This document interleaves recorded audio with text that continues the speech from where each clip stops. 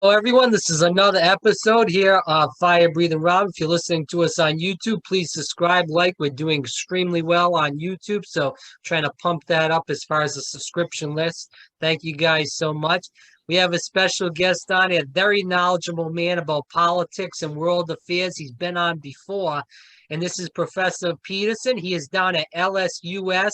That's down in Louisiana, in Shreveport, I should say. So, and you do run the Lincoln Center down there, and we also are run the political science department at LSUS. So, Professor Peterson, thanks so much always for your time and coming on here and bringing your knowledge. I'm glad to be with you, and I'm glad you mentioned that I'm the director of the International Lincoln Center here, because a lot of what's going on here in the U.S. Is also going on in India, and Lincoln had a major impact on why things have gone the way they have gone in India, as well as the United States. So I hope we get into that. Yeah, for sure. Let's definitely tap into that. And as you're starting off, and we see a lot of the mainstream news affiliates here in the U.S. not talking about that, but I do want to talk about Modi and Lincoln, of course. But let's go into India in general.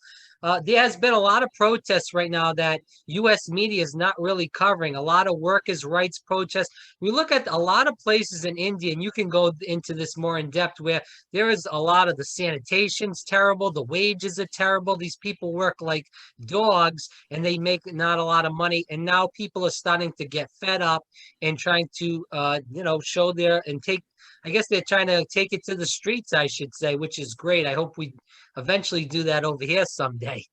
But anyways, can you talk about the first of all the workers' protests as we move into Modi in general?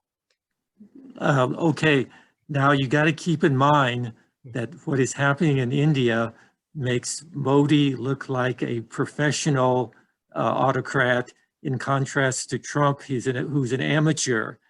And the story behind this is that Modi can basically do anything he wants to and get away with it because he has the Hindu nationalists for the first time in more or less 75 years backing him up, and they have felt left out of the political system for 75 years. And the origins of this is becomes important because India is the largest democracy in terms of population in the world, and we had a major impact on the creation of modern India when it became independent in 1947, because the first prime minister from 1947 on to until he died in 1964 kept a Lincoln bust on his desk in his office, and also he had a painting of Lincoln, a portrait of Lincoln, in his office too. So he was very, very influenced by Abraham Lincoln. And basically, the story behind this is, I got to do this really quickly, is that originally you had Nehru, who was the first prime minister of India. He ran the government. You had Gandhi in the background as the moral leader for the independence movement away from colonialism. And then you had two other people who were Ali Jinnah, who was another lawyer who was a great lawyer.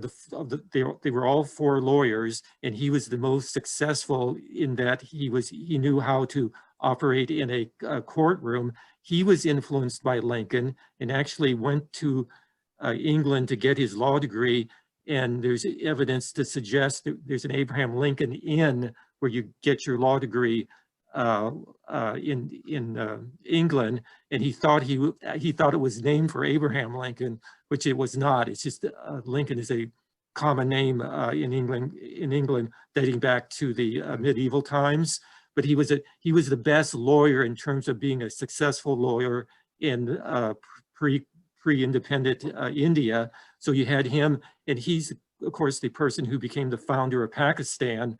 And then you had a fourth lawyer who was what used to be called a untouchable, and he was the equivalent in the United States with Frederick Douglass in terms of his education. He was the brightest and most successful untouchable in the history of India, and he wrote the Constitution. So if you put all these things together, modern India, when it became independent, was very influenced by these four lawyers who were influenced by the West. Okay, as a result of that, the political system was leaning towards a Western model, especially the United States. And in fact, one of our Supreme Court justices was one of the advisors for the creation of the Constitution, which came out in 1949. And it was this untouchable, whose name was B.R. Ambedkar, who is called the so-called father of the Constitution, who wrote it. And they were all, and his hero was Abraham Lincoln. Clearly considered Abraham Lincoln as his hero.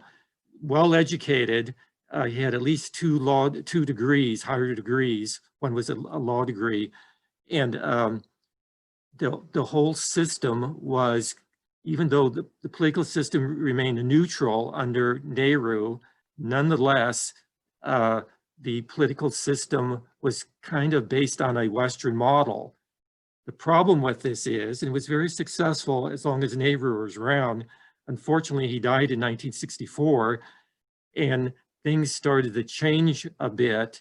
And what had always been left out are these Hindu nationalists who were responsible originally for assassinating Gandhi in 1949 or 48.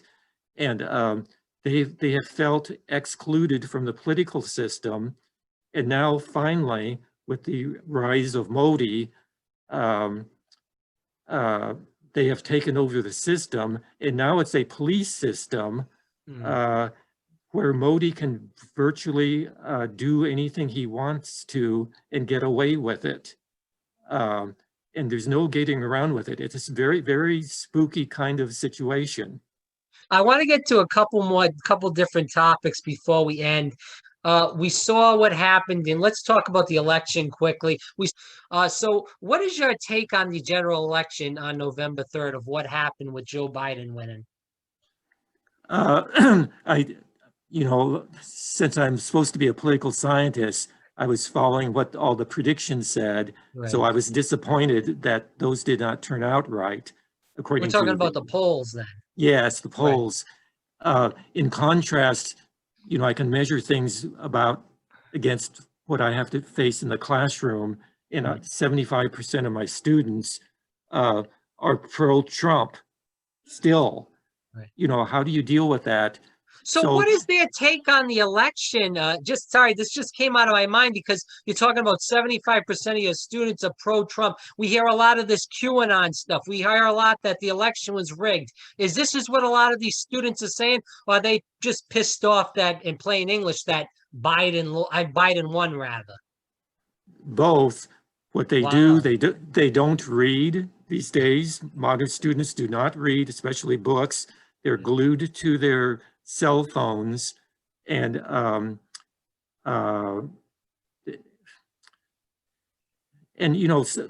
number of these students are intelligent, but they have been brought up, as Republicans, and they have no reason why to question the way they were brought up. What do you see in those people that voted for Biden at the top of the ticket because they were sick of Trump if they were Republicans, or they just had enough if they were moderates, and but they voted Republican down the ticket, so Biden then Republican. Now the people you are talking about, those are college-educated people, correct? Yeah, this kid has the kid I'm talking about in Massachusetts, yeah, he works in the financial sector. He's got a master's degree. He's pretty affluent guy for his age. So my ex-students who were Republicans, they turned against Trump even 4 years ago. So you have cases of that, but from my point of view, it all boils down to like India, they have their caste system that separates people, the so-called untouchables, but now they're called Dalits. And in the United States, we have not terribly resolved the issue of racism and sexism. And those, apparently from what I understand from the pollsters, are two factors that lead people who don't have a higher education to feel like they're being picked on by, or not being part of they don't have an influence. Well, Doc, can you see this? And this is where maybe if I talk to a student, like you said, that's a QAnon person, that's a way to the right Trump supporter. In a way, I can see what you say they're being picked on, because we do see the Democrat. And I'm a proud progressive. You know that I'm a Bernie Sanders guy. I'm way to the left, but I see the Democratic Party going in a bad direction. And this is where I kind of see the other side's point, where the Democratic Party is pushing to the left, not in a progressive way, where Medicare for all, free college, those things, but they are going toward a way, and maybe you'll disagree with this, but they're saying, okay, we will put a black person at Treasury, but this black person was a person that negotiated for the TPP. We'll put a person that's black as the defense secretary, but this person was the one that screwed up Syria, where they ended up training all these rebels, but all these guys turned into jihadists. We'll put a woman as this, or this and that. So they are playing identity politics as far as the Democratic Party. I believe this is a dangerous game, and this is where the right part of the Republican Party has a point. We're saying they're just putting these people in there because they're black, Hispanic, a woman, a gay man, or a gay woman, or this and that. And these people aren't going to do anything to help the working men and women of this country. Rob, you're a hopeless idealist. You got to, Biden. But Doc, come on. You know that's true, though. Come on. There is an element of truth in what you say, but the problem is, like Lincoln, you have got to go with the moderate. You got to hit the moderates who are not. I mean, you have to hit the people who prefer for things in the middle to happen. The extremists, the Democratic Party is all about, it's a big tent party, and as opposed to the Republican Party, which is no longer, they've driven out all the moderates. How are you going to accomplish anything with them?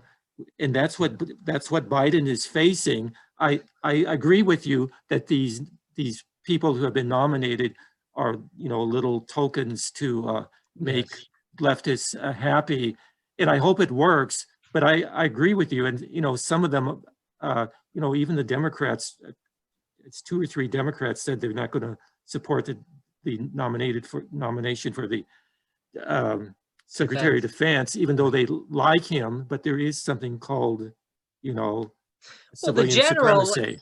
Right. And this is the second time in the second administration in a row where we've had a general in the Secretary of Defense position, which needs a waiver to get nominated for Secretary of Defense. We cannot keep the military industrial complex going and going on. And now we're putting 2 generals in a row at a position where there should be a civilian, because the general that's in there, whether it's General Mattis or the guy that's going to be in there now, they know all these generals that are in there. So if somebody says we want Star Wars again, that's their buddy. They're gonna just say, "Oh yeah, well yeah, we'll get that going for you. We'll fund that." So they're just rubbing elbows. Go ahead. I agree with you on that point. But once again, Biden has got to find some way. I can get very depressed over this, what he's facing, to try to bring. And I think everything's going to come down to what happens I guess it's January 5th in Georgia, on whether I'd like your opinion on that. Who do you think is going to win the election realistically now? Not who you hope, but who's going to come out? Well, I think the Republicans are going to win both elections. I think it's a damn shame because you have two crooks in there. Not to saying that I do like the Raphael Warnock, the Reverend there running. I think he's a good guy. I think he's a closeted progressive, and you have to be in the closet in Georgia. It's like if you were running in Louisiana where you are, you got to be way in the closet. You can't say I'm for Medicare for all and all this stuff. So I think he's a really good guy. Now, the John Ossoff guy, he ran in, I think it was 2017 in a special election. One of the people were appointed to Trump's cabinet, and he lost by 5 points. I think he's a smart guy. I like the way he speaks. And I know he's a journalist in general. He used to work with Al Jazeera and stuff. But, you got two crooks in power. This Kelly Loeffler woman, she's a crook. They're making money. Or her and her husband, who's one of the richest people in the country. I think he's well worth over him, just himself, her husband. He runs the stock exchange up in New York. Her husband does. He's well worth over $500 million. That's just him. Now, she's a millionaire, too. She owns the WNBA team and a bunch of other stuff. Their worth is almost $1 billion, and they're cheating the people out of $600 a week. People that aren't working right now, a $1,200 check. Where can you even get rent for $1,200? It's a total joke. That's why, Doc, and I'll shut up in a second, but that's why I laugh at these people that say we can't get anything done in this country, like Medicare for all, like a Green New Deal, which we need to survive in this country because of all the environmentals. We just went through 2020 was one of the worst environmental years in this country's history. The whole West Coast was on fire. We need a Green New Deal. We need Medicare for all in a COVID crisis where people are afraid to go to the doctors, afraid to go to the hospital because they're worried about how much they're going to pay as far as a hospital bill, millions of dollars. And these things are supposed to be for free. These are simple things in every established country in the world that they have medical care. And we can't do it in this country, but we seem to find the money for subsidies to oil companies. We seem to find that money for I just lost my train of thought, but we seem to find that money for the defense industry to keep pumping up that defense budget because we need to stop more wars all over the country because we see the U.S. imperialism all over the world is doing great things for our world. It's just making people hate us and more jihadists around the world. So, that's all I have to say. You heard my rant.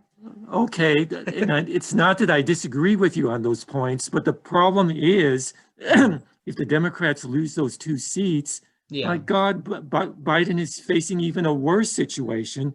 How is he going to get anything done? I agree. Excuse me, I'm losing my voice. And I'm not terribly optimistic. He may be able to.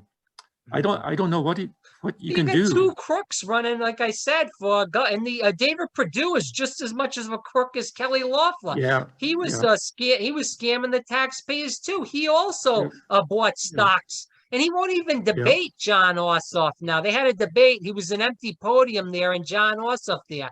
So it's a total joke. And you know what? The people get what they vote for. So if they vote in Donald Trump, they get Donald Trump. If they vote in Kelly Loeffler or David Perdue or Joe Biden, they get what they paid for. There's other people that ran for those offices, whether it was for President of the United States, for U.S. Senate. If the people don't want to vote for these people and they put in these other people, then that's what they get. I agree with you, but the problem is, what do you do to just move in at least a small direction in what you're saying and to get the Senate to go along with the legislation that Nancy Pelosi will put forward? I just want to say 2 things that since I said maybe not so nice things about what's happening in India, you realize that Obama is a vice president who's part Indian, and also someone who doesn't get much news, much attention so far, is Obama's nominee to head the OMB, who's a daughter of an Indian too, and she Yeah. might get shot down Near a because she's a friend. tandem. Yes, she's a friend Yeah. of Hillary, and Yeah. she belongs to a left-wing think Yeah. tank. So you know, at least at least Biden is taking small little steps. You can accuse him of this as just tokenism, but I don't know what you can do when you're in a situation like that. That I just don't know what you can do. Uh, well, like I said, the country could have voted for Bernie Sanders. I think he would have had coattails. But hold on, but Oh, dream on, dream on. Doc, just hold on, hold on. But who's to say that Bernie Sanders would have lost in a COVID crisis where people are dying? They're starving for Medicare for all right now. We had an environment again that was the West Coast was on fire. People want that change. People need America to change. They're dying for it. That's why they voted for Donald J. Trump. Remember when Donald J. Trump was running for president in 2016, he advocated for Medicare for all. He didn't call it Medicare for all, but he said we need health care for everybody. He said it. That's as a Republican. Donald J. Trump, when he was running in 2015, he advocated for a $10 minimum wage. Now, it's not 15, which Bernie Sanders is, but it's more than any other Republican. So I have to, he's a con man and a con artist, and I'll go with that. But that's how he got elected, where he maybe, he fooled a lot of these people that are in my state, a lot of these people that are in your state to believe these things and that he could get this done because he was a businessman. And now, again, he conned all these people. I feel sorry for them. But what's true is true. He did run on a lot of progressive platforms, and trade was too. Remember, he would open up these rallies and say, I don't agree with anything that Bernie Sanders says, but on trade, he's right. And a lot of go ahead. He's a classic demagogue, and the sad thing is most Americans don't know what a demagogue is. And think about this, in 1787, everybody at the Constitutional Convention knew that there was one demagogue in the group, and that was Aaron Burr. Right. And so when he was tied for the 1800, when he ran for election in 1800, much to the credit of Alexander Hamilton, who hated Jefferson, realized that Aaron Burr was even worse. I don't know if we're that bright today, even though we're supposed to be bright. That's the true. disgusting, depressing thing. But Doc, we'll agree that Donald Trump is a demagogue. He did prey on a lot of people's beliefs as far as anti-Semitism, racism, afraid of gay people. But we can't say that everybody that voted for Donald J. Trump is a racist, anti-Semitic person, which is what Hillary Clinton was running around saying. We can say maybe there's a majority, maybe there's 40, 50%, and we can say that. But we can't say that all these people want something. A lot. I know a person that was in South Florida, in Miami, and I asked the guy, "Why are you voting for Trump?" He said, "Well, he gave me a $1,200 check, and I need that money." People need the money. Trump knew that. He signed those checks with his name, $1,200, and people said, "You know what? This guy might be an asshole in plain English, and excuse my French, but he gave me money when I needed it." And let's go back and say, right before the election, and I know you follow politics by the back of your hand, there was a 1.8 trillion-dollar stimulus on the books. Trump negotiated. Now, it wasn't everything the Democrats wanted, but there was money that was like $300 for a week, or $400 a week, and then the people unemployed were getting that $1,200 check again. Nancy Pelosi said no. She wasn't getting enough money. No. Now the election's over. The stimulus has gotten even smaller, and she comes out and says, Well, she didn't want to give Trump a win before the election. So if you're unemployed right now, how do you respect the Democratic Party? How do you respect Nancy Pelosi when she's afraid to give Donald Trump a win? She's supposed to be working for the American people, not the Democratic Party, not for Joe Biden. And it shouldn't be, you know what? If Joe Biden was such a great candidate, it wouldn't matter if she gave Trump a win because Joe Biden would have still won overwhelmingly. So what do you say to that? Nancy Pelosi is a realistic operator, knowing Oh, what she can get and what she can't. And you know, you have to give credit. You know, I hate to even say this to Trump's Republicans in getting the vote out. yep, I And agree. you know, I hate to say it, but the Democrats should have worked harder. They should, and that they lost the seats, and they're at the Yeah. lowest House majority in a century, I believe, and in a very long time, if it's not a century. Yeah. I think it's only 4 or 5 seats. My thing is, Doc, is I believed, and you may disagree with this, and you know these people better than I do.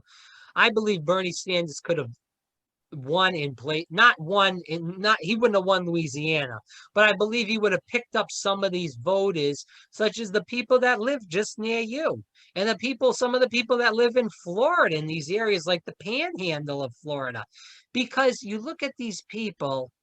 And again, we go back to that guy that I was talking to from Miami that voted for Trump because he got that $1,200 check. People, once they see the workings of these programs, such as Social Security, Medicare, Medicaid, they see how these programs work and how they really help people that are down on their luck, people that it's no fault of their own that they don't have a good job. Excuse me, most of the time it's the fault of the corrupt politicians that took the jobs out of this country and brought it back to China. And that was another message I feel like resonated with the people that voted for Trump. Again, we can go to whether he did a lot for that or not, but do you believe somebody, like I said, again, like Bernie Sanders, that he won in Vermont, which is a liberal state, but there's a lot of concern. This is a state of Vermont where there's no gun control. And this is a play. Bernie Sanders got a lot of. I would talk to people that say I'm pro-Trump. Bernie Sanders, I wouldn't vote for him, but you know what? He's not a bad guy. These are people that are pro-Trump. So what would you think of people that, you know, live near you? Would they think of Bernie Sanders and his policies? Rob, I hate to tell you this, but I live in the real world and I know what they think. And Bernie Sanders would get no place in Louisiana. I wish I was wrong, but I have to go back. I hate to do this, but I have to go back to 1968 when Eugene McCarthy ran for the presidency, and I was as enthusiastic about him as you are about Bernie today, and he went no place. Uh, Right. so it's I don't know what it'll take to bring both sides together. I don't think anybody with extreme views it's going to But work, but I could be wrong. I hope I am wrong, but I but don't think so. Doc, and then I'll shut up on Bernie Sanders. But the last thing, how can we call this extreme views when every other civilized country in the world has a Medicare for all single payer type system, has Because free because Americans think they're special, and we've never supported a socialist candidate for presidency. There's never been a big socialist party. Now, it's because we know, never went through feudalism, and we all think we're going to become millionaires when we're young, and that's part of it. What about the liberal kids that you teach? I know there's not many, but what do you Like see with 1%, maybe yeah? So what 1% what are or those kids saying to you? um, they're hard to find. I hate to say this. We have a Republican group on campus. We do not have a Democratic young group on Wow, campus. Yes, that's bad. yes, you got it. You So, know, that so you don't teach really any kids that are more left? at most there's like, I would say maybe 2% of the class might be leftists. Wow, And who are active, it's bad. but it's hard to find them. They just become inactive because they know everybody else is so conservative down here. Yeah, Yeah, wow. it's very Yeah. depressing. We may have to both go out and get a drink soon. But who? It's Bill Cassidy and Yes. Now he did something relatively progressive in the last couple days. What was it on? Uh, it's he's a MD, yeah, yeah, and yeah, yeah. yeah, and so he supported that whatever the latest version of getting the vaccine out. Oh, okay. But who's Okay. the other senator? So Kennedy. Oh, Kennedy, John Kennedy. Yes. Yeah. Yeah, he's Yeah. a clown. Yeah. But all right. Hey, as we end, let's talk about this. So there is an economic crisis right now in this country, which Okay. is if we drank, we'd be alcoholics. But Great. but But the wealthy people like what Trump has done. they're I, cleaning up. They're cleaning up. yes. And some of them that I've talked to just wish that Trump would not send out his tweets all the time, that he just keep his mouth shut. Right. But they like his economic policies that benefit them. Yeah. It's just a given. Well, the tax plan was a huge giveaway. Correct. But that's Correct. why a lot of the Republicans lost in 2018. And he was trying to run on that with them, Yeah. and a lot of them didn't want to do that. Yeah. But there's, and you can disagree with me if you think this, but I believe there's going to be, with this economic crisis, regardless if there's a Georgia Senate or there's not, for the Democratic Party, is that there's an economic crisis that's going to go on for quite a long time, maybe 2 or 3 years, maybe even longer than that, because a lot of people lost jobs. A lot of these jobs aren't coming back. The small businesses are dead in the water for the majority. There's going to be an eviction car crisis, which I believe, because people are, they don't have the money to pay rent because they're not working and the government's not helping them, giving them any money to keep the rent up. So what do you see as far as the country right now coming up with this eviction crisis, housing issue, the vaccine? Because some people you said these people are near you too. They don't believe in the vaccine. They're not going to get the vaccine. They don't give a damn. So what is going to happen with all this stuff going on? Do you fear that the U.S. is in extreme trouble, whether the vaccine comes and people get it or not? That's very, very hard to respond to. It depends on whether Biden can pull together what he hopes to do. And if he does accomplish some of the things that he hopes to do, that may bring people together more so than now. But Right. anyways, Doc, I appreciate this. I love talking to you. I And enjoyed it myself. Thank you yeah, very much.